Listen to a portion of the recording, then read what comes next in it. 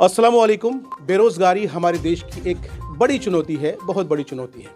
और यही वजह है कि पिछले कुछ सालों में अगर देखा जाए तो हमारे देश के अंदर जो प्रोफेशनल कोर्सेज़ हैं, जो टेक्निकल कोर्सेज़ हैं, उनकी जो डिमांड है वो बहुत ज़्यादा बढ़ी है। उसकी वजह यह है कि लोगों को सीधे रोज़गार से जोड़ने की पहल की जाती है। दरअसल इस वक्त हम जहाँ मौजूद हैं ये जगह है बेसिकली आमबारी खैकाट ये गाँव है जो दिगल बैंक प्रखंड अंतर्गत आता है। और आप देख सकते हैं विजुअल्स में कि हलीमा सिलाई प्रशिक्षण केंद्र का उद्घाटन है। वीडियो में आप हमारे साथ बने रहिए, हम आपको उन लोगों से मुलाकात कराएंगे जो इस सेंटर के डायरेक्टर हैं और जो संस्थापक हैं। इनका उद्देश्य, इनका मकसद क्या है? मकसद ये है कि इलाके की जो गरीब बच्चियां हैं, जो यतीम बच्चियां हैं, वो बच्चियां जो तालीम हासिल नहीं कर सकती हैं, वो बच्चियां जिन्हें सीधे इस तरह की यानी टेक्निकल कोर्सेज करा करके तालीम दे करके उन्हें सीधे जो है साहब एक ऐसा हुनर दिया जाए जिससे वो सीधे सीधे रोज़गार से जुड़ जाएं। वीडियो में आप हमारे साथ बने रहिए, हम आपको इस संस्था के जो फाउंडर हैं, संस्थापक हैं, उनसे मिलाते हैं और समझने की कोशिश करते हैं कि इनका जो उद्देश्य है बेसिकली क्या मोटिव है और क्या कुछ इनके जहन में है। सर अस्सलाम वालेकुम, आदाब। हलीमा सिलाई प्रशिक्षण केंद्र 2019 से इसका शुरुआत हुई है।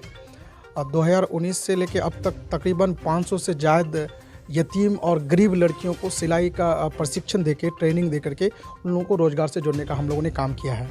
ये असद मोरल फाउंडेशन के जानिब से चल रहा है और बीच में कोविड-19 के वजह से बीच में 2 साल तकरीबन ये बंद ही रहा।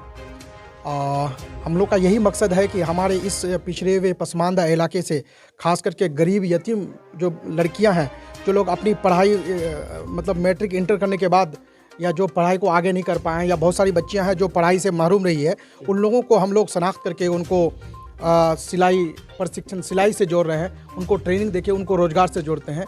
कहते हैं कि कौशल से मिलती है कामयाबी, हुनर से मिलती है रोज़गार। यही मकसद है कि उन लोगों को हम लोग स्किल देके, उन लोगों को ट्रेनिंग करा करके उन लोगों को रोज़गार से जोड़ने का मकसद है।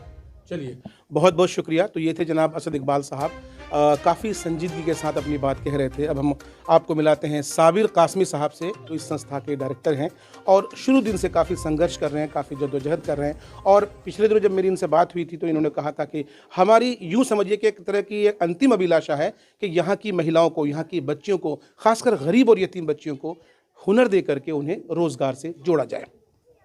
ये जो हलीमा सिलाई सेंटर यहाँ पर रखा गया है सिर्फ़ और सिर्फ इसलिए कि यहाँ पर हमारे यहाँ जो है घर घर गरीबी, बेरोज़गारी आम है, एक आम सी बात हो गई है। इसलिए हर आदमी ये कोशिश करे कि अपने समाज में बच्चियों को, गरीब बच्चियों को, चाहे वो गरीब हों चाहे अमीर हों, अगर वो बैठे हैं बेकार हैं, वो इस सेंटर से जुड़ें।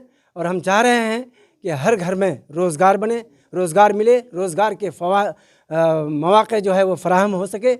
आइए तो अब हम आपको एकरा पंचायत के जो मुखिया साहब हैं, मुखिया एहतशाम साहब, उनसे मिलाते हैं। इनसे मिलाना इसलिए भी ज़रूरी है क्योंकि जब जब चुनाव होता है तो नेताओं के ज़रिए एक मैनिफेस्टो तैयार किया जाता है और मैनिफेस्टो सोशल मीडिया के ज़रिए आवाम तक पहुंचाया जाता है कि अगर आप हमें जिताएंगे तो हम ये काम करेंगे, जिसमें से एक काम रोज़गार का होता है। एहतशाम साहब हमारे साथ मौजूद हैं। हम उनका ये फीडबैक लेना चाहेंगे कि साहब इस सिलाई प्रशिक्षण केंद्र से कितना जो है यहाँ लोगों को, बच्चियों को रोज़गार मिलेगा, और क्योंकि ये एक प्रतिनिधि हैं तो इनका क्या कमिटमेंट रहेगा। और हम चाहते हैं कि इनके ज़रिए आज ये हमारे इस गांव मोहल्ला चैनल के ज़रिए ये अनाउंसमेंट करें कि साहब जिस तरह से एक शुरुआत की गई है तो इसमें कहीं ना कहीं इनकी भी भागीदारी हो, इनके तरफ से भी सिलाई सेंटर जो मशीन वगैरह हैं वो अवेलेबल कराया जाए। सर असद इकबाल साहब को मैं दिल से शुक्रिया अदा करना चाहूँगा जो हमारे एकरा पंचायत में भी सिलाई सेंटर डालने का काम किया। और मेरा इसमें जहाँ तक होगा कोशिश ये है कि ज़्यादा से ज़्यादा योगदान करके इसको आगे बढ़ाने का काम करेंगे, क्योंकि यहाँ बेरोज़गारी बहुत बड़ी मुद्दा है। बेरोज़गारी को दूर करने के लिए हम लोगों को आगे आने की ज़रूरत है। हमें ही नहीं, हमारे और भी नौजवान साथी हैं, हमारे गार्जियन हैं, सबको आगे आने की ज़रूरत है। आगे आकर के सबको हिस्सा लेने की ज़रूरत है।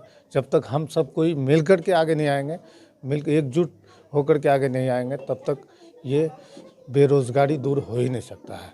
मैं सबसे पहले तो मुबारकबाद दूंगा असद भाई को और साबिर कासमी साहब को कि इन लोगों ने बड़ी जद्दोजहद के साथ में इस सिलाई सेंटर का जो है आगाज़ किया है, और दुआ भी करता हूं कि अल्लाह रब्बुल इज़्ज़त इसको कामयाबी तक पहुंचाए। और मेरा ये कहना है कि मौजूदा वक्त में जो सूरत हाल हमारे मुल्क की है और हमारे इस इलाके में ख़ास तौर पर जिस तरीके से मर्दों के साथ में औरतें भी बिलखुसूस बच्चियाँ भी एक मायूसी का शिकार हैं कि हम पढ़ने के बाद जब हमें कोई रोज़गार नहीं मिलेगा तो हम क्या करेंगी। तो ये बहुत ही बेहतरीन कदम है कि इस तरीके से एक हुनर उनको दे करके यहाँ से उनको जब रुखसत किया जाएगा, यकीनन वो जिस जगह भी जाएंगी तो वहाँ पर इंशाअल्लाह वो अपने इस हुनर के ज़रिए जो है अपने घर वगैरह का गुजार बसर कर सकती हैं। और मेरा ताल्लुक़ चूँकि जमीयत उलमा से भी है और मैं जमीयत उलमा दिगल बैंक ब्लॉक का जनरल सेक्रेटरी भी हूँ, तो मैंने असद भाई से पहले भी कहा है, आपके चैनल के माध्यम से भी कहता हूँ कि यहाँ से जो बच्चियाँ ट्रेनिंग लेने के बाद जब इनको सर्टिफिकेट दी जाएगी तो इंशाअल्लाह जमीयत उलमा दिगल बैंक की तरफ से उनको एक मशीन भी दिया जाएगा उन गरीब और यतीम बच्चियों को, ताकि वो अपने घरों में जा कर के वो इसको काम में लेकर आ सके और अपने रोज़गार के मौके फराहम कर सकें। यही कहूँगा कि ये हमारे बड़े भाई जो असद इकबाल साहब है, शिक्षा से लेकर के सिलाई को लेकर के इस क्षेत्र में बहुत लंबे अरसे से योगदान दे रहे हैं। सर बता रहे थे अभी कि 2019 से योगदान दे रहे हैं। कोविड के कारण थोड़ा सा कहीं ना कहीं हमारे पंख में जो उड़ान में ये सावधानी बरतनी पड़ी, लेकिन ये जिस तरह से सिलाई प्रशिक्षण की अगर बात करें वर्तमान दौर में लड़कों के साथ साथ लड़कियों को भी आत्मनिर्भर भारत में योगदान देना चाहिए। महिलाएँ भी हमारे साथ अगर योगदान कदम से कदम मिला करके इस कड़ी में अगर योगदान देगी तो कुछ लड़कियां हैं जो इसमें योगदान दे करके अपना कहीं ना कहीं भरण पोषण कुछ हद तक कर लेगी, तो ये पारिवारिक रूप से भी लाभ होगा और आगे का जो अपना भविष्य इसमें संवारने का काम करेगी। इस ट्रेनिंग के साथ साथ अगर वो चाहे तो कुछ पैसे सेव करके और अपनी उच्च शिक्षा भी प्राप्त कर सकती है और ये एक बेहतर पहल है। सबसे पहले मैं आपके चैनल को मुबारकबाद देता हूं और उनके माध्यम से तमाम व्यूअर्स को, और मैं मुबारकबाद पेश करता हूं बड़े भाई असद इकबाल साहब और मौलवी साबिर साहब की, जिन्होंने एक अच्छी पहल, एक अच्छे कदम, अभी जीता जागता एक उदाहरण देंगे सिलाई का। क्योंकि जब हम लोग स्टार्टिंग से हम लोग जो यहाँ समाज सेवा स्टार्टिंग से स्टार्ट किया था अपना शुरुआत, तो एक बहन है हमारी केलाबाड़ी की, जिनका घर हम लोगों के जरिए तमाम लोगों के जरिए ताउन हुआ था, तो उनको एक मशीन चाहिए था और आज उनका पति नहीं है, 3 बच्चों का उस सिलाई के जरिए से अपना गुजर बसर करते हैं। यकीनन बहुत अच्छा पहल है और ख़ास करके मैं बार बार असद साहब को मुबारकबाद पेश करता हूँ। जहाँ तक हो सके इन प्रशिक्षण केंद्रों से अपनी बहनों को, अपनी माओं को जोड़ने का काम करेंगे। 2 महत्वपूर्ण बातें जो मैं आपसे करना चाहूँगा, जो इस वीडियो का निचोड़ है।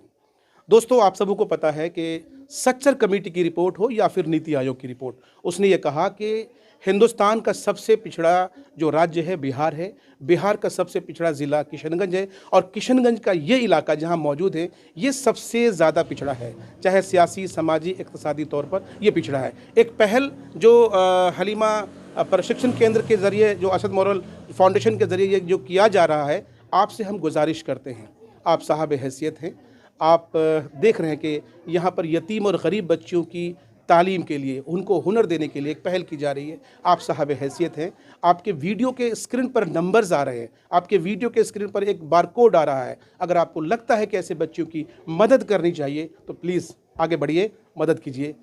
आपके गांव मोहल्ला चैनल के सभी व्यूअर्स और हमारे सम्मानित आवाम से कहना चाहूँगा कि इस हलीमा सिलाई ट्रेनिंग सेंटर पिछले कई सालों से बच्चियों को सिलाई ट्रेनिंग देने का काम कर रही है, लेकिन बहुत सारी बच्चियों को हम लोग ट्रेनिंग तो वो कर लेती है लेकिन वो मशीन ख़रीद करके फिर रोज़गार नहीं कर पा रही है।